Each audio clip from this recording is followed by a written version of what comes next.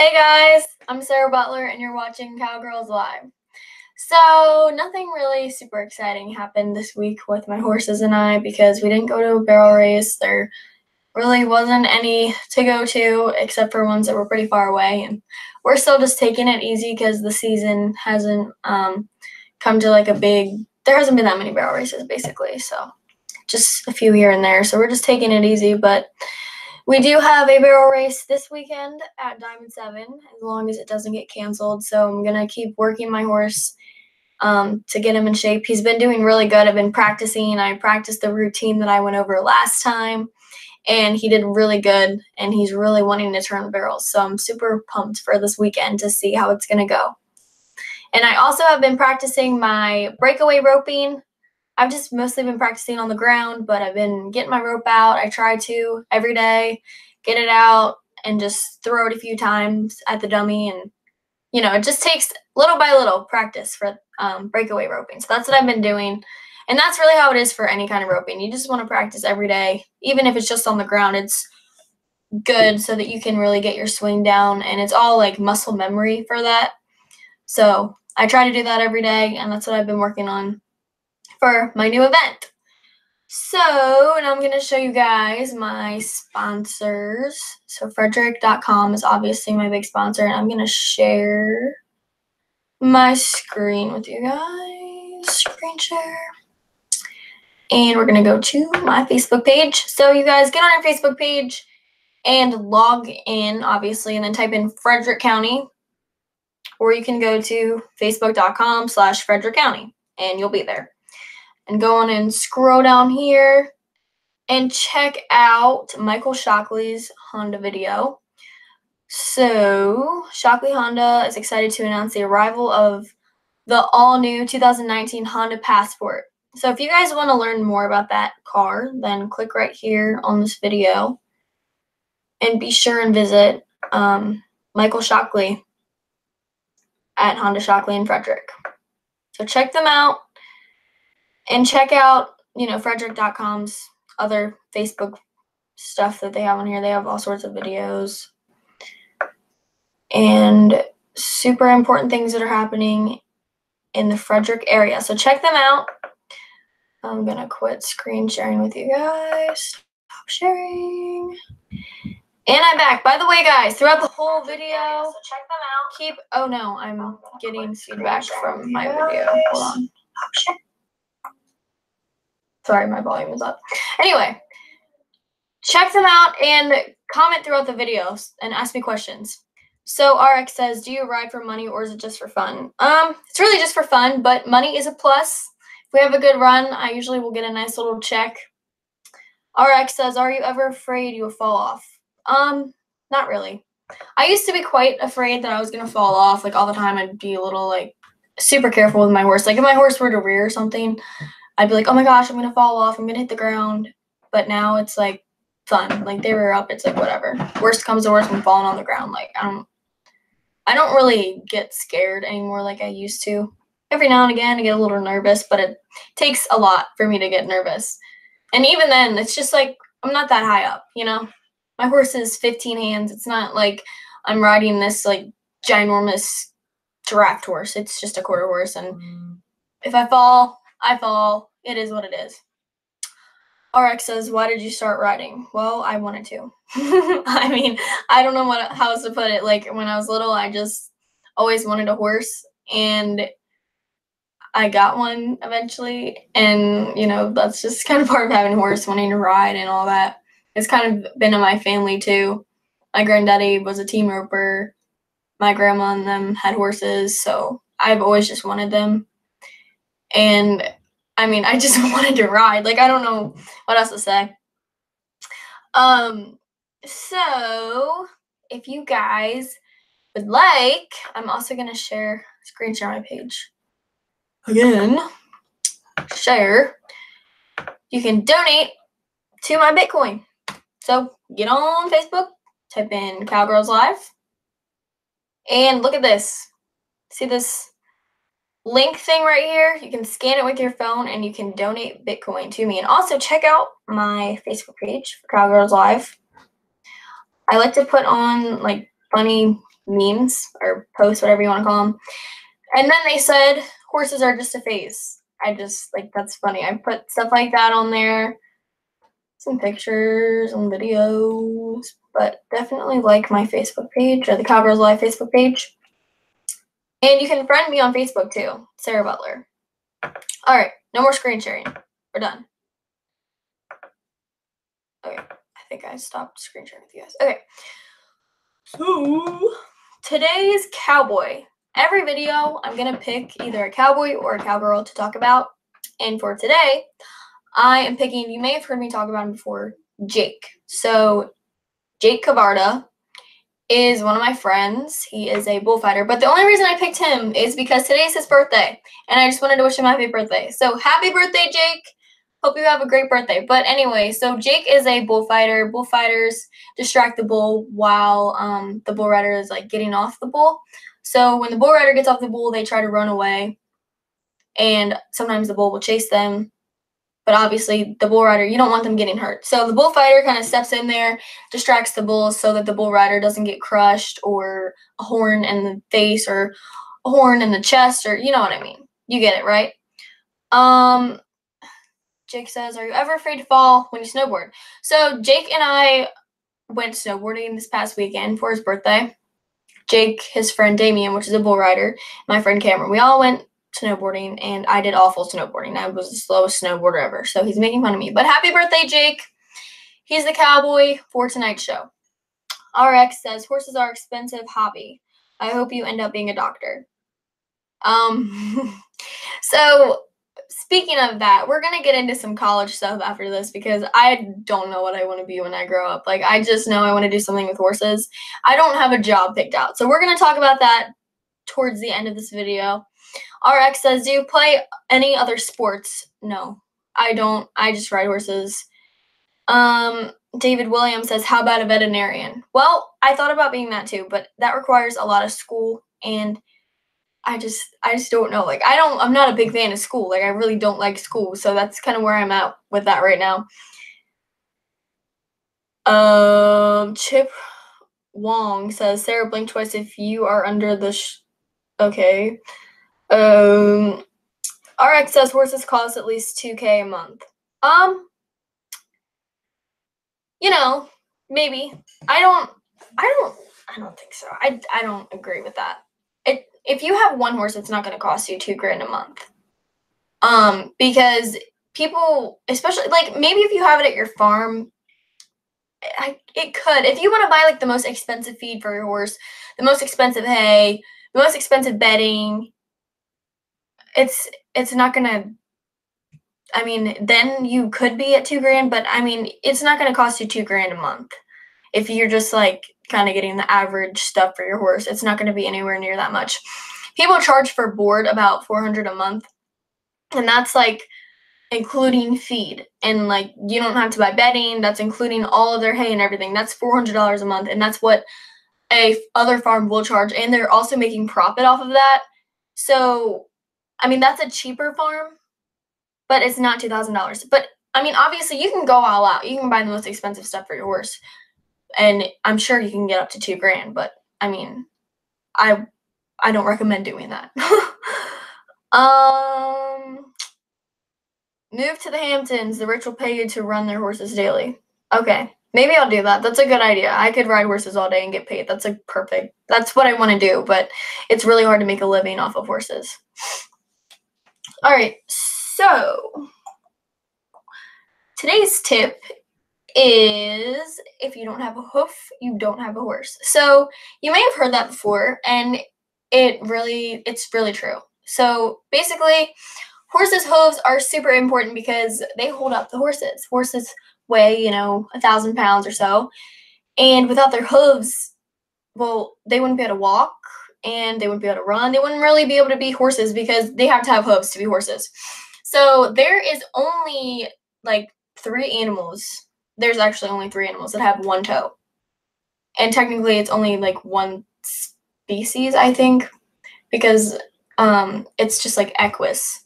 Equus is, like, the horse. And I think the zebra species name and, like, the donkey species name might be different, but, like, it's all under like the same, like zebra, donkey, and horses. They're the only animals that have one toe. You might notice pigs, they have 2 toes, cows, 2 toes. I don't know how many toes elephants have, but it's more than one. So horses only have 1 toe, it's 1 brown toe. Whereas if you look at any other farm animal, it's like that.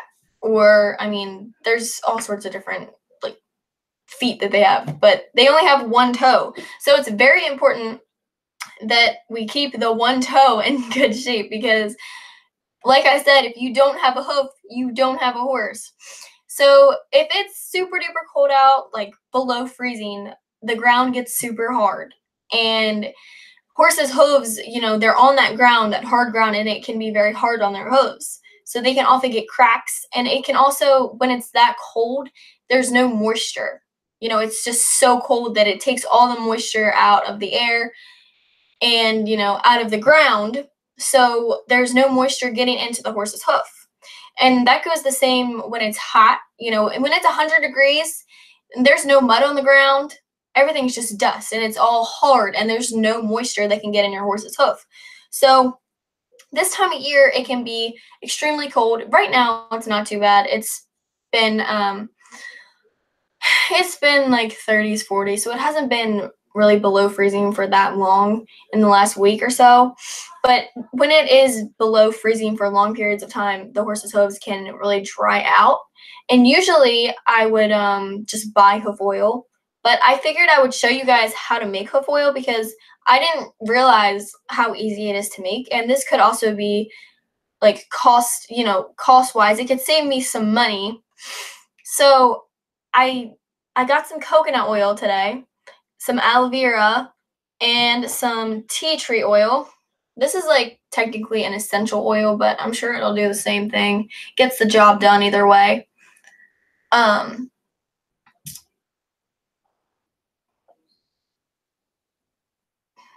Anyway, this is a tea tree oil. My computer froze. Sorry, I'm like making a face. So the tea tree oil is like an antibacterial oil. It's not really going to help with moisture, but horses can also get thrush, which is a bacterial infection in the hoof, which it basically rots away at their hoof. It makes their hoof rot away. So I'm going to show you guys. We'll look up. Actually, let me look it up real quick so I get a good picture for you guys.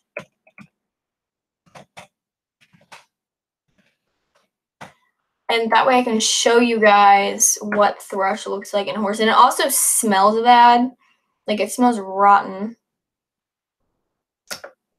Here we go. I will screen share with y'all once more. Screen share and thrush in the horse. All right, so these are all pictures of thrush. It's pretty disgusting. So here's a good picture. This is a normal hoof. And you can see how where it's cleaned out right there. Somebody has picked out that hoof, like they did a good job. But it's not rotting. Right here, it's literally rotting away. See, it's like super dark there. And like there's parts of the hoof missing right in there and right there because they rotted out. And that's from a bacterial infection called thrush. And then this is the normal hoof. This is called the frog, as you can tell right here. It just kind of shows you. But this triangular part right here is called the frog. And this is a soft part of the hoof. These are the heels, the bulb. This is called the bulbs, heel bulbs. But this is the frog, and this is where it can get infected easily because it's a softer tissue right there. And that's the part that you also want to, that's another part that you want to keep oil on. A lot of people don't put oil under their hooves. They usually just will put it on top. But let me unshare my screen. All right, there we go. Anyway, a lot of people would just put the oil like on top, but it's also important, I think, when you have, especially when you have like an antibacterial oil, to put it on the bottom in the thrush area so that they can't get thrush. All right, let me just answer y'all's questions. All right, David Williams says tea tree oil is good stuff. Yeah, it is. It's an antibacterial thing. So I guess I'll show you guys while I'm at it some regular hoof oil and how much it costs. So we'll just go here and we'll type in hoof oil. So you can buy it for like $20, $30, even $11. That's just hoof dressing now, and I don't think that's as like heavy duty as some actual like oily stuff, because there's thicker stuff you can buy. This hoof dressing right here isn't super thick, and I feel like it doesn't really get absorbed into the hoof super well. But you know, obviously different brands are going to do different things for the hoof, and some are better, some are worse than others. But this homemade thing that I'm about to show you guys, I think this is going to be a really good hoof oil because it's got aloe in it, which we all know that aloe is like super good for moisturizing. If you guys have ever been sunburnt, this stuff does the trick. So I'm pretty sure putting this on a hoof is definitely going to help moisturize the hoof. And then I have coconut oil. This stuff is also great. I put this on like my chapped lips. I mean, if my face gets dry, I'll put this on my face. Not a ton of it though, because you don't want your face to be super oily. But coconut oil is really good. It's like all natural stuff. It's really good. So what I have here, and as you can tell, coconut oil, it's like, it's in a solid form over, I think it's like, I mean, under like 70, I think it's like 75 degrees. It's like, it's solid. It has to be warmer for it to be in liquid form. So I just put it in the microwave to make this. And when you put it on your horse's hooves, you could always put it in the microwave before, or you can just kind of push it with the brush, because usually you're going to use a brush to brush it on your horse's hooves. So, but you could always just probably push it harder with your brush. So this is the coconut oil that I have. I used about half of this container, which is 14 ounces. So I used about 17 ounces of this. I mean 7, not 17 ounces. So I'm just going to add a little bit of tea tree oil to this. And this is the coconut oil, in case I didn't already say that before. And by the way, guys, ask me as many questions as you want about this. So this is the tea tree oil. I'm just going to add a few drops of this because, well, it's a pretty small container, and I'm sure it doesn't take that much for it to like come into effect with the antibacterial part. R-Wag says, I know this sounds like a stupid question, but I've never had horses. But since there are no longer blacksmiths, who puts horseshoes on your horse? Well, there are still blacksmiths. We usually just call them farriers. But farriers / blacksmiths can make, they make horseshoes and they nail them on your horse's hooves. Sometimes farriers will already have their horseshoes made. Actually, usually they already have them made, but a lot of times they'll have to like reshape them to actually make them fit the horse's hoof. One thing with farriers is they need to make sure that they make the shoe to fit the hoof, not the hoof to fit the shoe. That's one important thing, because you don't want to completely change the horse's hoof unless they have like something, like unless their hoof isn't quite right and they need to be more up on their heel or more on their toe or whatever. You know, you don't really want to change the horse's hoof too much if there's nothing wrong with it. But anyway, the shoe is supposed to be made to fit the horse's hoof. You don't want to get a giant shoe like this big and then not like barely shape or cut or trim your horse's hoof just because you want it to fit the shoe. That's not how it works. But anyway, there are blacksmiths. They make shoes. My farrier, he heats them up all the time. He bangs on them. He shapes them the right way. And he'll sometimes even hot shoes the horse, which hot shoeing is when the shoes are still hot. He'll put them on the horse. It helps something. I'm not sure what it does exactly, but it like benefits the horse's hoof somehow. I think it makes it so that it grows better.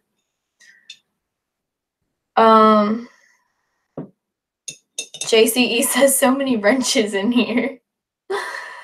Anyway, so there are blacksmiths, there are farriers, and they are another thing that is super expensive. So, but they do come out every 6 to 8 weeks to nail some shoes on my horses or just trim them, because as I said in another video, not all horses need shoes. Just the ones whose feet, you know, are having problems or cracking, you know, stuff like that. Stuff that we don't want, you know, they're going to need shoes. Sarah says maybe you should ask him next time he comes out. I have asked him and he told me, but I honestly just forgot what the hot shoes do. Anyway, so I have my coconut oil. I'm going to add a few drops of tea tree oil. And this is, again, my first time making this. I looked up a recipe online, and I'm doing similar what the recipe says, but I also kind of wanted to make it my own and show you guys. So, tea tree into coconut oil. And I'm just going to do a bunch of drops in here. I don't know how many, just because I want to get a good bit, but it's kind of hard to get this out. So, tea tree oil. I use maybe like 30 drops of that stuff. Chad says all these wrenches are just tools. That's funny. All right.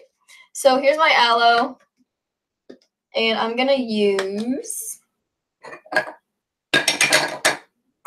this is a 1/4 cup measurement for my aloe. And I'm just going to fill it up. Whoa, excuse you. Okay, I'm not left-handed. This is making it kind of hard. I'm trying not to make a mess because this is in my room. But anyway, 1/4 cup of aloe.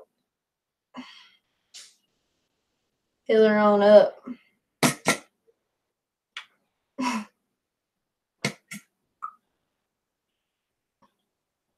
Alright, an overflowing 1/4 cup of aloe. Look at this stuff. Jiggle, jiggle, jiggle. Alright, we're putting that in there.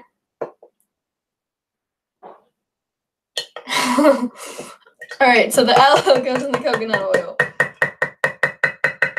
And then I'm just going to use my spoon to get it all out. All of that stuff in there. This stuff smells like tea tree oil. Kind of gives it a good scent to it. I'm sure if you guys wanted it to be scented, like, smell better, you could also use a different kind of essential oil in it to make it, like, you could use peppermint in it or lavender. But I just use tea tree oil because I know it has antibacterial properties. So this is what it looks like. This honestly looks pretty cool. Like, that looks really cool. I don't know if you guys can see it, but it's like jiggly. Anyway, I'm just going to stir it up pretty good. Try not to be super loud because this is a glass container. But there you have it, some hoof oil. And it's kind of a weird consistency.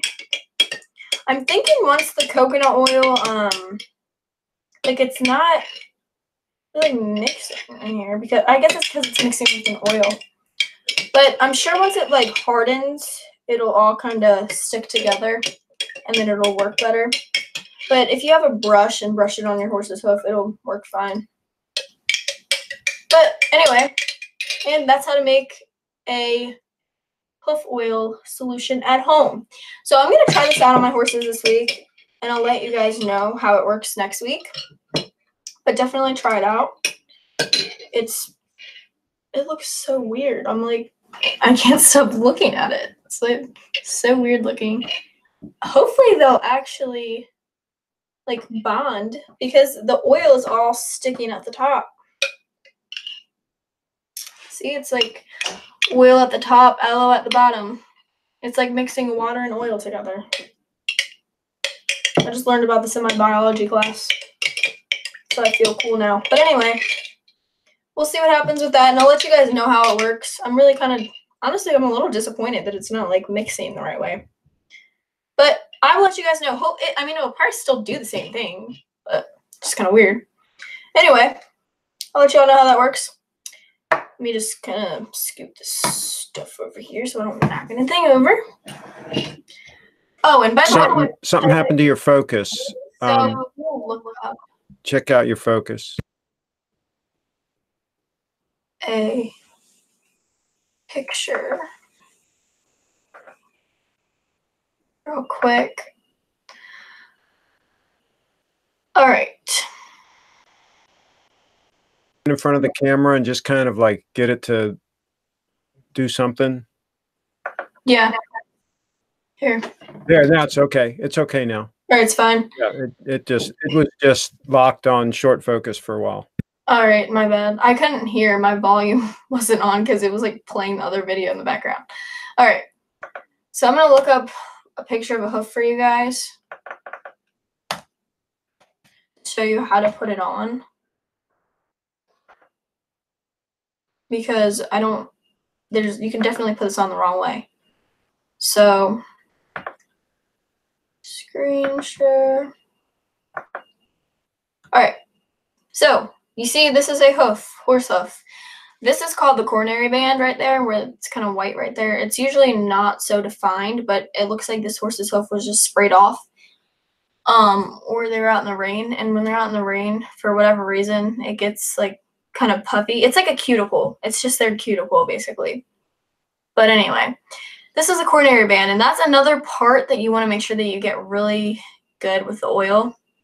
So when you put on the hoof oil, you're gonna get like a paintbrush and basically just paint it all over here. And you want to just get it as much up here as you can. Try not to get it all in their hair, obviously, because that would just be annoying. But you want to start right here where this coronary band is, and you want to cover the whole hoof in oil. And then if you want to do the bottom, like I said, not everybody does the bottom, but I like to get the bottom, like the frog, a little bit when I have the right kind of oil. So you'd want to pick their hoof up, and then, like I showed you guys before, let me stop sharing my screen. Like I showed you guys before, there is the frog on the hoof, and it's like a triangle. So you would just want to paint it inside the triangle, so inside the frog. And that's how you want to apply your hoof oil. So if you guys have horses, that's how to make hoof oil. If you don't have horses, that's still how to make hoof oil. Now we are going to talk about college. I do not like school, but I'm making myself go to college because I need to learn something so that I can get a good job and support my riding habits, because like I said, horses are expensive. So I need to have a good job to support my habit. But I hope to one day be able to support myself with just my horses, but it's really hard to, make your name with just yourself and riding. It's a hard thing to do. But anyway, I'm going to talk about colleges right now. So currently I am at FCC taking classes, which is Frederick Community College. And let me show you guys what my schedule looks like in a week. So this is last week's schedule. Let's see here. I don't know if you can really see that, but basically I have biology on Mondays at 8 o'clock, and then I have lab at 9:30, and that lasts until like 12. Usually we get out early for that because it doesn't take all that long. And then I have my sign language class on Tuesdays at 11 o'clock, and then I have biology again on Wednesday at 8. And then on Thursday I have my sign language, and then I have a career planning class at 12:30, and that's a hybrid class, which means it's halfway online and halfway in class. And then I'm also taking a nutrition class, which is just online. And then I have another class. I'm not sure, I forget what it is, but anyway, it's not starting until it's one of those short classes where they just cram everything in 8 weeks. So that starts, I think, April. And I'm not worrying about what class that is right now because I don't have to deal with that right now. But anyway, those are my classes that I'm taking right now at community college, and those are all just basic classes. I don't have a major picked out. I'm just doing general studies. So that's what I do, and I still have plenty of time to ride my horses. Chad Francis, the biggest lie told to students is you need to go to college to get a good job. Well, I agree with you on that. You don't need to go to college to get a good job. But I'm just there's not a whole lot to do without college right now. And I think it's kind of dumb because you can get a degree in something totally different than what your job is actually going to be. It just matters that you have that piece of paper that says oh, I have a degree. You know what I mean? Because I feel like so many jobs, you just go to college and you get the book smarts, and then everything, a lot of things are just hands-on. But then again, I don't really know because I've never had to, I've never gone to college, and gotten a job after that, so I don't know.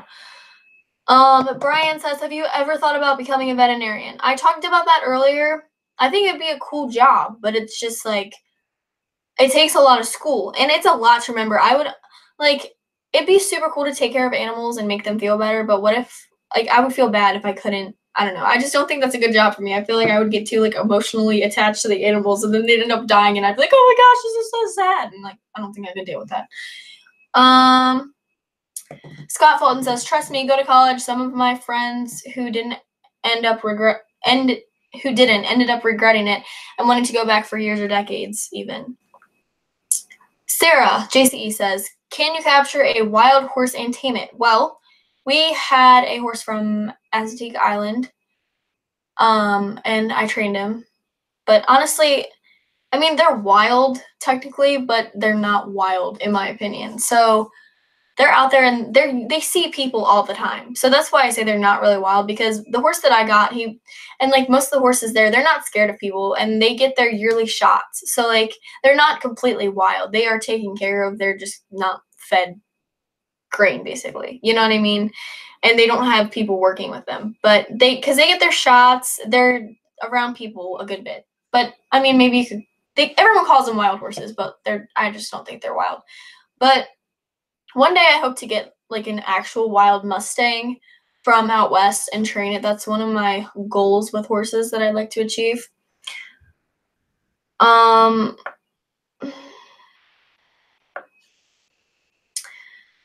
says, Sarah, if you study something in college you love and study hard, you can do something for the rest of your life, but life that you love to do and get paid to do it, nothing better. That's what I want to do, but I'm like honestly having trouble finding something that I really want to do. So if you guys have any cool major ideas, let me know. Brian says, good call on community college. Don't commit to dumping tons of money on a university until you are sure you know what you want to do. Transfer to university for your junior year. That's what I'm doing pretty much. You know, I wanted to just go in and get my basic classes out of the way and then go to college. Scott Fulton says, I started out in my local community college as well. Community colleges are great, but you need to keep yourself motivated. Agreed. I gotta stay motivated, and that's always hard. David Williams says, the objective is to have a focus and major in something practical. Again, I just need to find something that I really want to do and a good major. Degrees are not a guarantee of a job, Scott Fulton says. Let's see here. Jacob says they're like domesticated, not trained, kind of like giant pasture pets. Yeah, that's what I'm saying. All right. Ed says, wild horses only exist in Mongolia. Assateague has feral horses. Okay, well, I gotta say there are wild horses out west, but, you know, whatever. Your opinion is your opinion. I'm not gonna argue that. David says, Sarah, I teach undergrads part-time at UNLV in Nevada. Education is important. You appear to be taking the practical approach. Thank you. JCE says, Sarah, go to college in California. We need more cowgirls like you. Well, I'm actually looking at a few different universities. I'm going to tell you guys right now. So I have been accepted to Kansas, Southern Arkansas, Murray State in Kentucky, and then Tennessee at Martin. So that's a good bit of colleges, and I don't know which one to go to yet. I have a scholarship for Tennessee, and it's $2,500 a semester that they'd be paying me. So I want to look into that. And I also really like the idea of Southern Arkansas because it's warm.